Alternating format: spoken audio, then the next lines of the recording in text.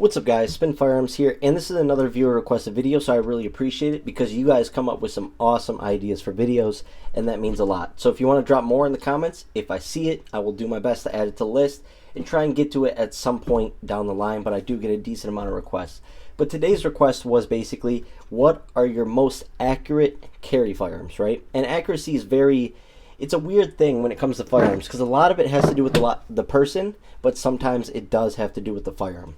What I've learned is if you train with small firearms, use your small firearms the most. For instance, if you carry a Hellcat, a P365, a CSX, a Shield Plus, those should be your most shot at the range.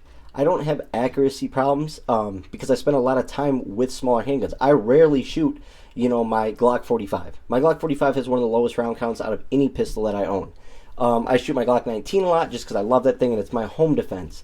But in terms of larger firearms that I own, I rarely shoot my compacts. I shoot them, to test them and put rounds through the daggers and stuff, but I never get them over 2,000, 3,000, 4,000 rounds, at least at this point. But I will keep marching towards that. I put most of my time and training into the firearms that I carry, which tend to be smaller firearms. But before I get started, hit the like button, drop a comment down below, and subscribe.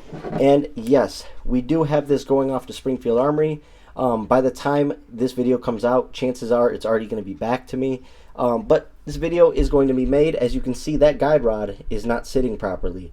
And this thing is sort of a disaster right now. If you guys know, XDSs, all firearms have lemons, right? And I definitely got a lemon. This is my most accurate handgun. And look at it. Look at this. I mean, look at the shape this thing is in. Obviously, there's no round in it, but look at the shape it's in, right? This is my most accurate handgun. It's an XDS, 3.3-inch barrel, chambered in 45. So most would think, oh my goodness, that's going to be snappy, hard to shoot. You guys, the handgun does the work for you.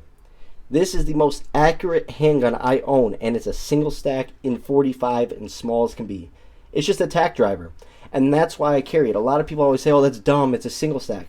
Yeah, but if I carry it with the 6-round mag, 6 plus 1, 7 rounds of 45 ACP, we're getting close to 1911 capacity. But the thing is, I can hit anything with this. Anything. And I'm on point with it. So if I can get good shot placement with 7 rounds of 45, I'm in the clear. I'm just being real. Carry a backup mag, sometimes a backup pistol. But that is why I love this XDS. Once it gets fixed, I'm going to go right back to testing it. And I'm going to make sure that there's no issues. And it probably will be a carry gun again in the future. Because I just love this thing. And when it comes down to it, it needs to be reliable. But this is a very good shooting handgun. That is my number one. It may surprise you, but I'm just being real with you guys. Number 2 is my CZ P10S.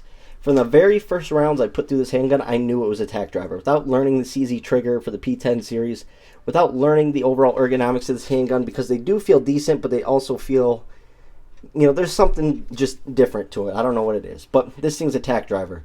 I can hit clothespins from 25, 40 feet away, somewhere in there, clothespins hanging on string, first 1 or 2 shots. I can hit yogurts from 80 feet. I mean, it's just crazy. And why did I say yogurt? Because that's what I had on us one day, and it sat in the sun for too long, so I went after it. I shot it from distance. But this handgun is an absolute beast. Not only is it fast, not only is it accurate, not only is it the perfect size for everyday carry, but this handgun has just been just a blessing, to be honest. It's been an awesome handgun, and I recommend everyone gets one because they're really cheap right now. Next up, it's going to be on the list. That's why I carry it. Glock 26. And here's the thing. A lot of people say, oh, what about your OEM ones? What about all your builds?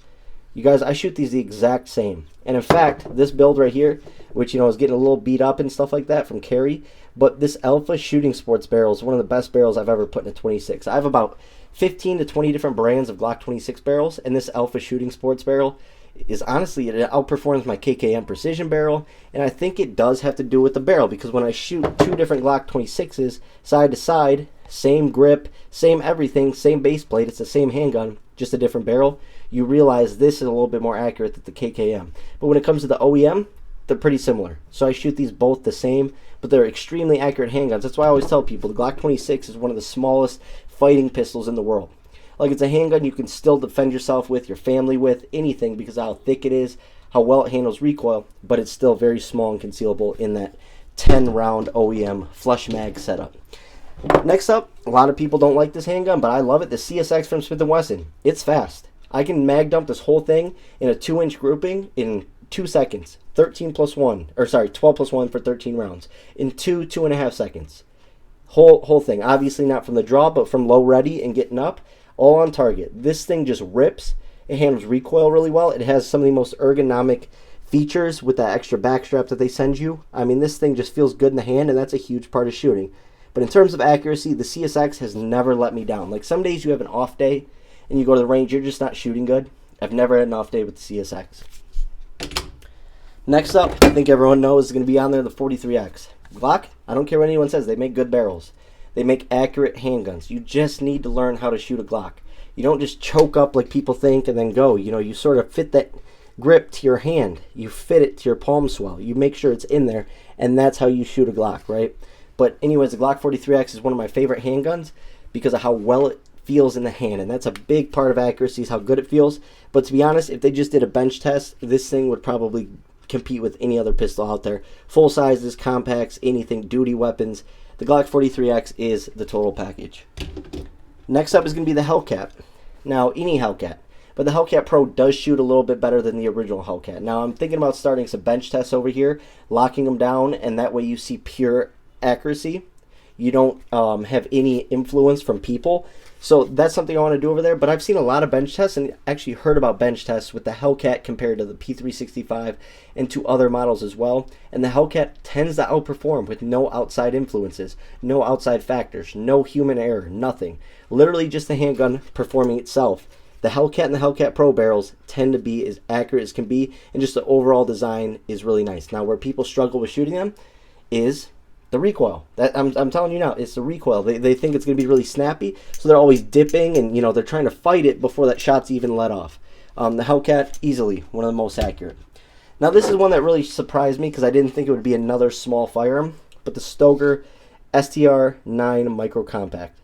I'm honestly really liking this thing. I don't care what people say. I don't care what the comments say.